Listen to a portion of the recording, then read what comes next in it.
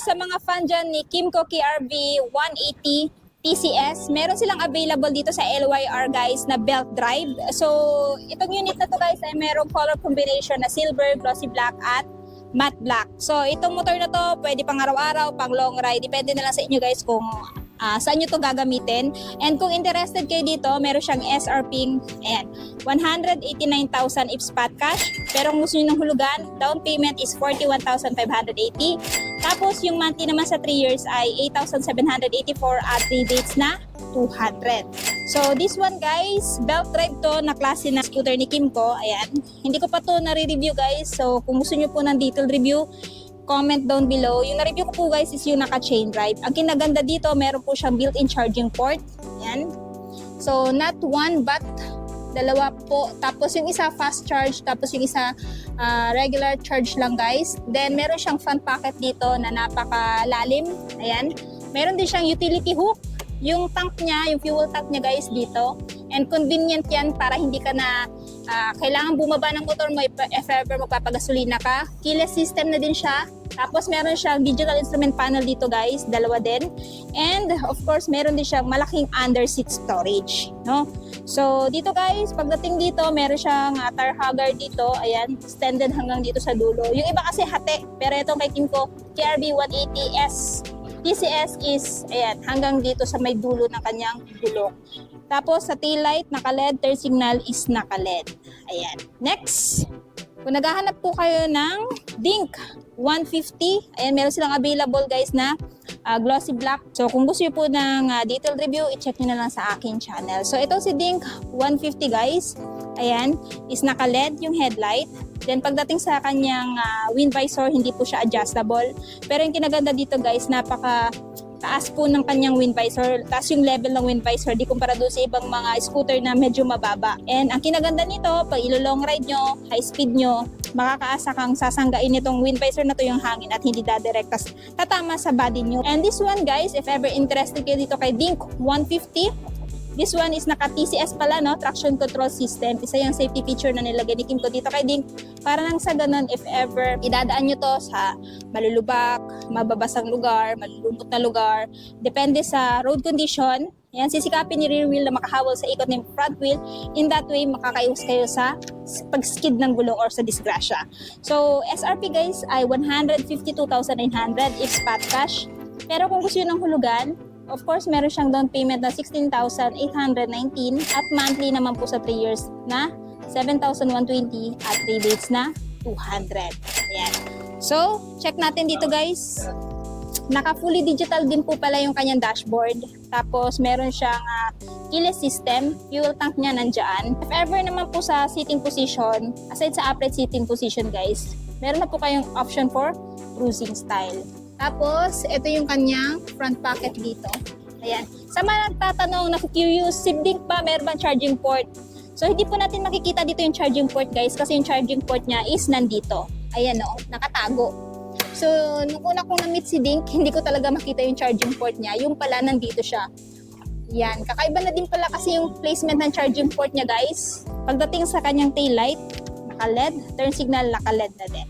Ayan. Tapos naka-dual shock absorber na siya.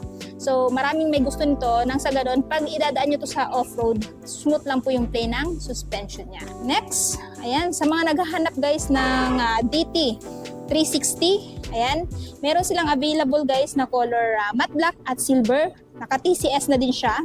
So, si DT 360 guys, ito yung itsura niya sa front. Para siya yung kuya ni Dink 150 guys. Medyo magkahalintulad kasi sila ng itsura. Mas sharp lang si Dink kumpara dito kay DT 360. And sa mga nagtatanong expressway legal ba itong scooter na to? Hindi po siya expressway legal guys. No? Kasi nga po siya ay 300cc lamang. Expressway legal is yung 400cc above. So kung interested po kayo dito ay DT 360, meron siyang SRP ngayong buwan ng April na 239,000 pesos. If spot cash, pero kung gusto nyo ng hulugan, down payment is 78,870 at yung monthly sa 3 years na 11,088 at 3 dates na 200. So si DT360 guys, yung nagustuhan ko dito, meron siyang generous seat cushion na talagang napaka-comfy pag gagamitin nyo to sa long ride, endurance, Philippine loop. Depende guys kung ano yung trip nyo, kung saan nyo dadalhin itong motor na to, ang masasabi ko lang is nabibigay siya ng comfort, no? Pagdating naman sa kanyang seating position, guys, meron din siyang option for cruising style, na kung saan pwede mong iunat yung paa mo pag nakaupo dito. So, in that way, guys, hindi ka masyado mangangawit, no? Sa long ride nyo. So, keyless system pa rin siya, guys. Meron siyang front pocket dito. Ayan. So, ito yung front pocket niya. Yung keyless system niya, ito. Tapos, dito sa kabila, front pocket din to. Ano ba to? Hindi. Tapos, dito sa kabila, ayan, I think hindi to front pocket. So, dito guys, ito yung kanyang key din. Same din kay Dink 150. Nakatago din dito banda sa gitna ng handlebar. And for me, goods na goods yan. Pwede mo isaksak yung phone mo dito, tapos ilagay mo dito. In that way, habang naglo-long ride ka, habang nagra-rides ka, nag-charge yung phone ninyo.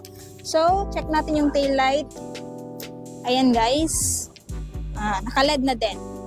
Naka-dual shock absorber din siya. So, para talaga siyang kuya ni Dink R150. Next, kung naghahanap po kayo guys ng KRB 180 chain drive, ito yung na-review ko guys. Yun nga lang, puti yun, no? Iba lang yung color nito. Ayan, meron silang available din na isang unit dito. Yung isa kanina is belt drive. This one is chain drive. Ayan. So, ito yung kulay niya. Kung interested kayo dito guys, meron silang available dito. Si Kymco KRB Moto 180, meron siyang SRP na 199,900 if spot cash. Pero kung gusto niyo po ng hulugan, down payment is 21,989 at monthly sa 3 years na 9,286 at rebates na 200. So, ayan guys. Of course, ito yung looks niya. LED na po yung headlight niya. Tapos turn signal is naka-LED na din. And kakaiba yung turn signal niya guys kasi nandito siya. Ayan. Nakahiwalay tapos nasa upper part. And wala po siyang wind visor, no? Ayan. So, yung makikita nyo lang po talaga dito is yung kanyang fairings. Tapos na may nakalagay na Kymco. And check natin guys yung kanyang dashboard. Same din doon sa nauna yung belt drive. Dalawa din yung kanyang digital instrument panel. Tapos keyless system pa rin yung gamit. Ayan, meron siyang malaking front pocket sa harapan. Tapos dito, charging port, dalawa pa rin. Isang fast charge at saka isa ding regular charge. Pagdating dito, yun yung fuel tank niya guys. And pwede din to gamitin pang araw-araw guys kasi meron siyang footboard dito na kung saan pwede nyo ilagay yung mga pinamili nyo. Meron din siyang utility hook na pwede pagsabitan ng mga plastic. Seat cushion, generous din. Ayan. So, tail light is naka-LED. So, comment down below if ever gusto nyo itong gawan ko ng review. Actually, na-review ko yung chain drive which is yung color white. Next, ito yung Dink na na-review ko nung nakaraan guys. Ito yung kulay na yon. So, meron pa rin po silang available dito na isang unit. Merong black at saka meron din ganitong kulay.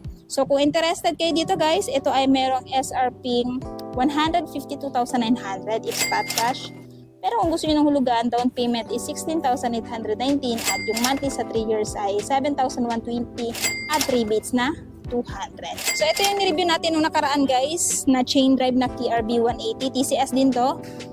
Same lang din po. Yan, dalawang dashboard na naka-fully digital instrument panel. If ever interested kayo, meron siyang SRP 199,900. Pero kung gusto nyo ng hulugan, down payment is 21,989 at monthly sa 3 years na, ayan, 9,286 at rebates na 200. So, ito po yung itsura niya guys sa side.